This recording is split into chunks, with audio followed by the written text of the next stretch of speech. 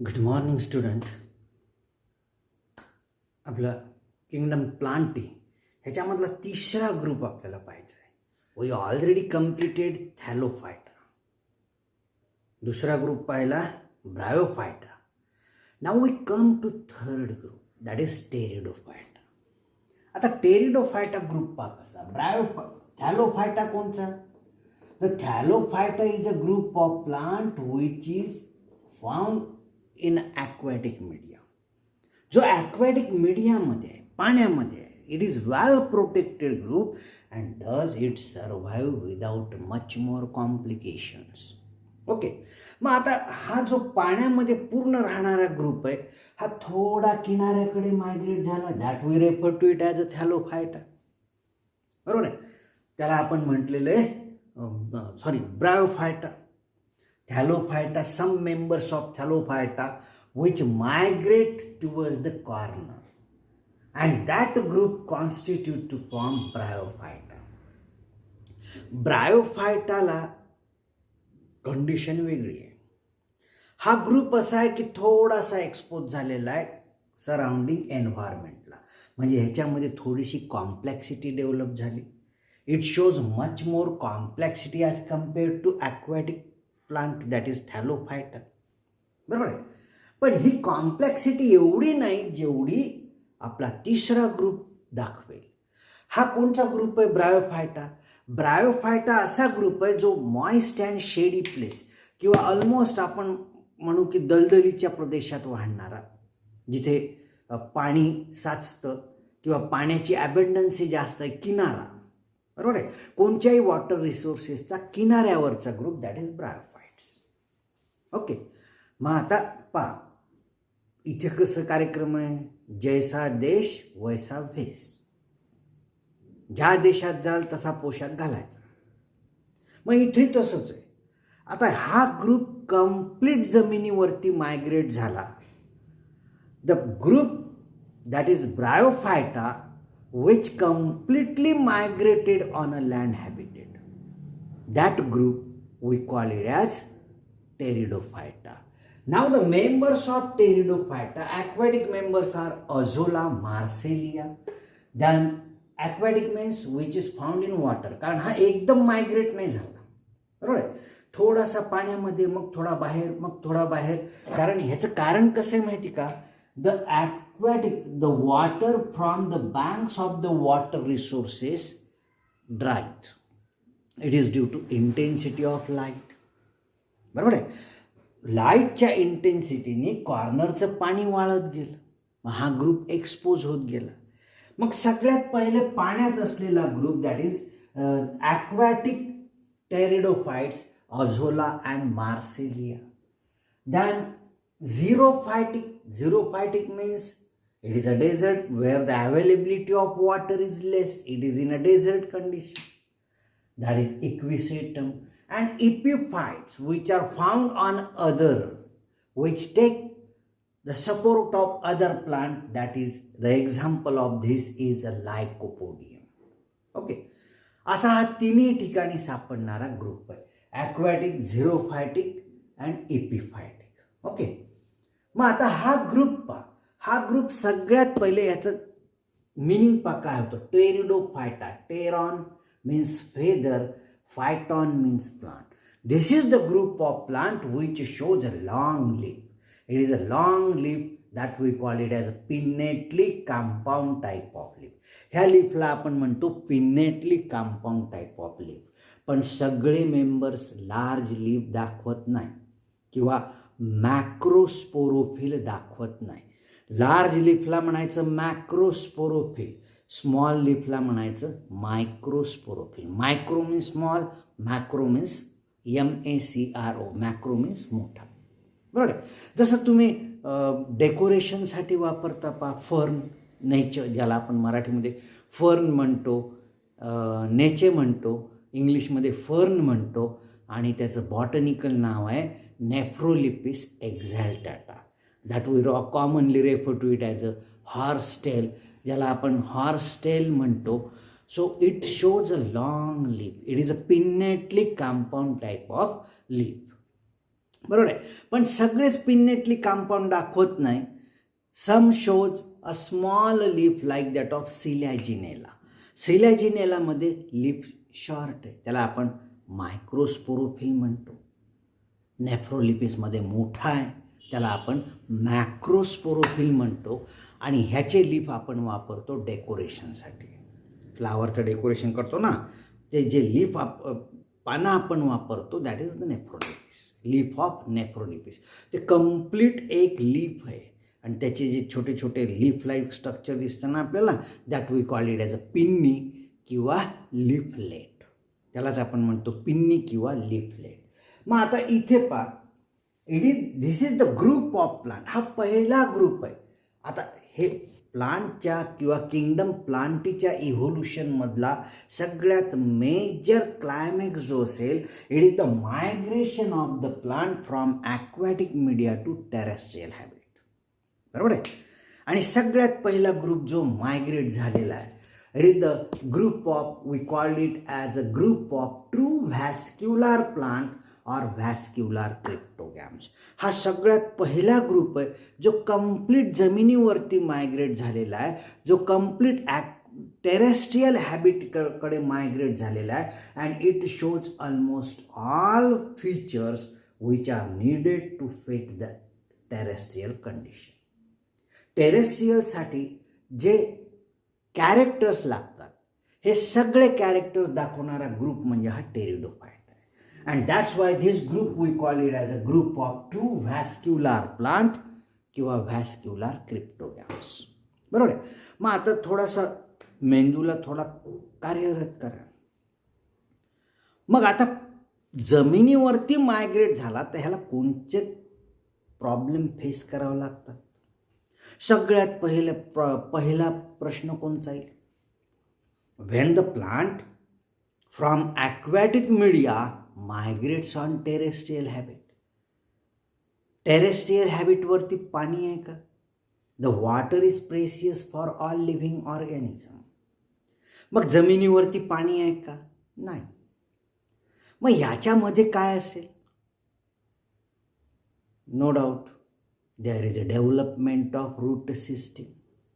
याच्यामध्ये पहिले primitive primary roots develop होतात. Later on, this primary root falls down and there is a development of adventitious root system. Adventitious root system develop होईल किंवा fibrous root system develop होईल. मग तुम्ही म्हणाल sir याच्यामध्ये टॅपरूट का नाही झालं develop? Because this is the group of plant which are found at the banks of water resources. They are not far away from water resources. हे वॉटर रिसोर्सेसच्या खूप दूर नाही आहे, ते जवळच आहे. म्हणजे वॉटरची अवेलेबिलिटी आहे पण जमिनीवरती वॉटर नाही आहे. It is percolated water. जे वॉटर पर्कोलेट झालेलं आहे, जे वॉटर जमिनीत मुरलेलं आहे, that we call it as a capillary water. That capillary water is available. पहा, वॉटरचे प्रकार आहे. The main source of water is rain. पावसाद्वारे आपल्याला पाण्याची अवेलेबिलिटी आहे. बरोबर आहे. मग आता हे पावसाचं पाणी वेगवेगळ्या रिसोर्सेसमध्ये साचवलं जातं. तुम्ही म्हणाल समुद्रामध्ये, हो समुद्रामध्ये पावसाचंच पाणी आहे ना. तलाव, that is ocean, river, then lake, beaches, ponds, हे सगळे वॉटर रिसोर्सेस आहे ज्याच्यामध्ये पाणी साचलेलं आहे. बरोबर आहे. But the main source of water to the planet Earth is rain water. मग आता हे रेन वॉटर जे वाहून जातं, एकदम तर काही सगळंच्या सगळं मुरत नाही. काही फ्लड पुरामध्ये वाहून जातं. That we call it as a run away water. It is beyond reach of the plant body. हे प्लांट ॲब्सॉर्ब करू शकणार नाही, ते वाहून गेलं. बरोबर आहे. दुसरा प्रकार आहे the water which is deeply percolated और which is it is deeply toward the direction of gravity. गुरुत्वाकर्षण शक्तीच्या दिशेने किंवा खूप डीप पर्कोलेशन झालं असेल, it is again beyond the reach of the plant. बरोबर आहे, मुळं तिथपर्यंत जाऊ शकत नाही, म्हणजे ते पण पाणी अवेलेबल नाही. मग तिसरा प्रकार आहे which is found in a combine state, जे केमिकल बॉन्डच्या रूपामध्ये आहे, जे कंबाईन स्टेटमध्ये आहे. It is again beyond the reach of the plant, हे सुद्धा अवेलेबल नाही. मग अवेलेबल कोणचं आहे? The water which we call it as a capillary water, जे कॅपिलरीमध्ये आहे, which is loosely held on a soil particles, जे वॉटर सॉइल पार्टिकल्सवर लूजली हेल्ड आहे, that water we call it as a capillary water. आणि हे capillary water प्लांटसाठी available आहे. बरोबर आहे, the absorption of that water is only carried out. बरोबर आहे. मग आता हे वॉटर अवेलेबल आहे, वॉटर जवळच आहे, जास्त खूप खोलवर जायची गरज नाही. पहिला प्रॉब्लेम फेस झाला टेरेस्ट्रियल प्लांटद्वारे. आणि सॉल्व कसा केला? जसा रोग तसा इलाज, टॅप रूट नाही, that is adventitious root. So the adventitious roots are develop, and adventitious roots are the roots which are not for deep penetration, जे रूट डीप पेनिट्रेशनसाठी नाही, जास्त खोलवर ते रूट जाऊ शकत नाही. That we call it as adventitious root. They absorb water and made it available to the plant. So development of adventitious root system, म्हणजे ह्या प्लांटमध्ये सगळ्यात पहिलं true root, true stem, true leaf develop झालेले आहे. And that's why we called it as a group of true vascular plant or vascular cryptogams. आता vascular का म्हणतो आपण group of true vascular? It is because the vasculature first poorly developed in this plant. बरोबर आहे. ह्या प्लांटमध्ये जशी जशी कॉम्प्लेक्सिटी डेव्हलप होत गेली तसं तसं ह्याच्यामध्ये व्हॅस्क्युलेचर डेव्हलप होत गेलं. पहिले पुअर व्हॅस्क्युलेचर, नंतर complex vasculature. Okay, now this group shows true root, stem and leaves. It is found in a late Palaeozoic era. Palaeozoic era we call it as age of pteridophytes. बरोबर आहे. Then near about 400 genera and 11,000 species are present today, and it shows microsporophyll, megasporophyll. Then a distinct alternation of generation is found in this plant. Alternation of generation म्हणजे काय? म्हणजे diploid phase ही haploid फेजला alter होईल, परत म्हणजे diploid haploid, diploid haploid, diploid haploid. Diploid म्हणजे काय? Containing 2 sets of chromosome. Haploid म्हणजे काय? Containing single set of chromosome. जसं आपल्यामध्ये तसंच आहे ना. आपल्यामध्ये काय? We have all our body cells contain 2 sets of chromosome except the cells which we call it as a germinal epithelial cell, जे टेस्टिसमध्ये, मेलमध्ये टेस्टिसमध्ये आणि फिमेलमध्ये ओव्हरीमध्ये प्रेझेंट आहेत. दे अंडरगोज मिओटिक डिव्हिजन. मिओटिक डिव्हिजनमध्ये जातील आणि डिप्लॉइड सेलचं कन्व्हर्शन हॅप्लॉइड सेलमध्ये होईल. म्हणून आपल्यामध्ये स्पर्म आणि ओहम हे हॅप्लॉइड आहे. म्हणजे आपल्यामध्ये डिप्लॉइड आणि हॅप्लॉइड आहेच ना. Diploid our total cell is they contain 2 sets of chromosome except cells which are concerned with formation of, that is sperm and ovum, they are haploid. बरोबर आहे. We shows alternation of generation. मग परत fertilisation प्रोसेसमध्ये काय होईल? The sperm fertilise the ovum, again diploid zygote is form. Again after maturity it produce either sperm or ovum. So we also exhibit this condition, alternation of generation. So ह्या प्लांटमध्ये सुद्धा alternation of generation. बरोबर आहे. So the dominant phase is a sporophytic plant body. आपण जे nature किंवा फर्नचं plant पाहतो ना, हे स्पोरोफायटिक प्लांट बॉडी आहे. ही प्लांट बॉडी 3 पार्टमध्ये डिव्हाइड होतं, रूट, स्टेम आणि लीव्ज. ह्याचं रूट ॲडव्हान्टेशियस आहे आणि ह्याचं रूट जर पाहिलं तुम्ही, ह्याचा स्टेम असा ऑब्लिक आहे आणि ह्याच्यापासनं असं रूट तयार होते. The stem is underground. ह्याचं स्टेम अंडरग्राऊंड आहे, फर्नचं किंवा नेचरचं, बरोबर आहे. And from the lower side of stem the adventitious root arise. याच्यापासनं स्टेमपासनं 3 प्रकारची ब्रांचिंग आहे. जे ब्रांच जमिनीत जातील that we call it as a adventitious root. जमिनीला समांतर ग्रो होणाऱ्या ब्रांचला आपण म्हणतो स्टोलॉन. आणि वरती जे वाढतील that we call it as leaf, बरोबर आहे. सो हे लीफ आहे. The leaf is it is megasporophyll, or we call it as a macro, macrosporophyll. Okay. आता ह्याच्यामध्ये सम ॲक्वेटिक, हे पाहिलं ना आपण, ॲक्वेटिक आहे, अझोला मार्सिलिया, इपिफायटिक आहे, लायकोपोडियम, झिरोफायटिक आहे, एक्विसेटम. नाव आता पाणी तर ॲब्सॉर्ब केलं, रूट सिस्टीम आहे. मग आता हे ॲब्सॉर्ब केलेलं पाणी कंडक्ट कसं होईल? How this water which is absorbed is conducted to the top of the plant body? It is by means of vasculature. So poor vasculature is developed first in this plant. Poor vasculature ह्या प्लांटमध्ये सगळ्यात पहिले develop झालं. आणि हे व्हॅस्क्युलेचर कसं आहे generally advance व्हॅस्क्युलेचरमध्ये काय, झायलेम कन्सिस्ट ऑफ ट्रकिड्स, दुसरा पार्ट असतो व्हेसल्स, तिसरा असतो झायलेम पॅरेन्कायमा आणि झायलेम फायबर्स. अशा 4 वेगवेगळ्या टिश्यूजनी झायलेम तयार होत असतो. पण ह्याच्यामध्ये काय, झायलोम कन्सिस्ट ऑफ ओनली ट्रकिड्स, बरोबर आहे. झायलोम हा ट्रकिड्सनी बनलेला आहे. ट्रकिड हे सेल्स आहे, बरोबर आहे. फ्लोएम, झायलेम कशाचं फंक्शन करेल? Xylem is responsible for conduction of water along with dissolved mineral elements from soil up to the top of the plant body, बरोबर आहे.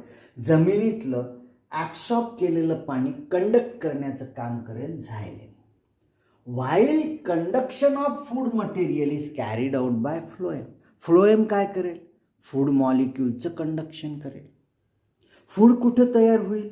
The leaf we call it as a kitchen of the plant body. लीफला आपण kitchen म्हणतो. किचनमध्ये काय होतं? Food तयार होतं, बरोबर आहे. मग आता साहजिकच घ्या ना तुम्ही, ज्या घरामध्ये किचन मोठं आहे, आपण जर पाहिलं खूप मोठं किचन आहे आणि तिथं 2च मेंबर असला, चालतं का हो? 2 मेंबरला एवढं मोठं किचन लागतं का? नाही. मग त्यांचं किचनही छोटंच राहतं. मग ज्या ठिकाणी किचन मोठं आहे तिथे मेंबर्स काय जास्त आहे. आणि फूड बनवण्याची प्रोसेस कशी आहे? फास्ट आहे. तुम्ही पहा ना, ज्याही प्लांटचं लीफ मोठं आहे त्याची ग्रोथ झपाट्याने आहे. बनाना, बरोबर आहे, मेज, बार्ली, व्हीट, ग्रासेस, याचं लीफ मोठं आहे. मग याच्यामध्ये पटापट अन्न तयार करण्याची प्रोसेस होईल. And they complete their life cycle within a short duration. कारण त्यांना 6 month or within 8 month they have to complete their life cycle. मग त्याच्यामध्ये पुढच्या पिढीचं एन्श्युअर करण्यासाठी they also develop the seed to ensure the next generation. मग हे achieve करण्यासाठी काय? They shows fast growth. And the growth is carried out when there is a food molecule. आपण फूड सप्लिमेंट घेतो ना, जे पैलवान लोक आहे जिममध्ये जातात, ते डबळे घेऊन येतात, ते 5-5 हजाराचे, हेही खा तेही खा, बरोबर आहे. कशासाठी हो? एक्स्ट्रा डाएट, बॉडी बिल्डिंगसाठी, बरोबर आहे. But it is not fit for our health. ते हेल्थसाठी जे खूप एक्झरसाइज करतात त्यांच्यासाठी ठीक आहे. आपण उगाच एक्झरसाइज छटाकभर करतो आणि पावडर खात बसतो, काही त्याला अर्थ नाही. आपलं रेग्युलर डाएट, जे सीजनल फ्रूट्स आहे ते खायचे, मस्त राहायचं. बरोबर आहे. आता हे फूड सप्लिमेंट आपण घेतोच की नाही, तसं हे फूड सप्लिमेंट आहे. ओके. मग त्या प्लांटमध्ये झपाट्यानं फूड तयार होईल, ग्रोथ होईल, सीड तयार होईल. Than when the adverse climatic condition comes, the plant dies, but they ensure their next generation, that is by germination of seed the next generation is produced. So here याच्यामध्ये सुद्धा alternation of generation आहे. So this plant body is differentiated into root, stem and leaf. The leaf is large, call it as macrosporophyll. Now आता जसं याच्यामध्ये phloem फक्त सीव tube आहे. Generally फ्लोएममध्ये काय असतं, फ्लोएममध्ये sieve tube, companion cell, phloem parenchyma, phloem fibres एवढे एलिमेंट असतात.